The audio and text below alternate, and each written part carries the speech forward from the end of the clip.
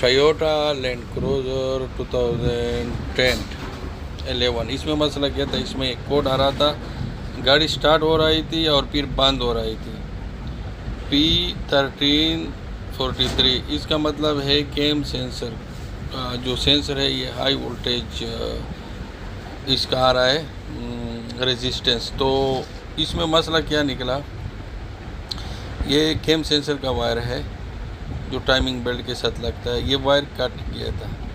तो ये इन गाड़ियों का कॉमन फॉल्ट है, ये वायर आप देख सकते हैं, ये कट गया था, गाड़ी स्टार्ट हो रहा था फिर बंद हो रहा था, इसी में मसला था। Thank you for watching.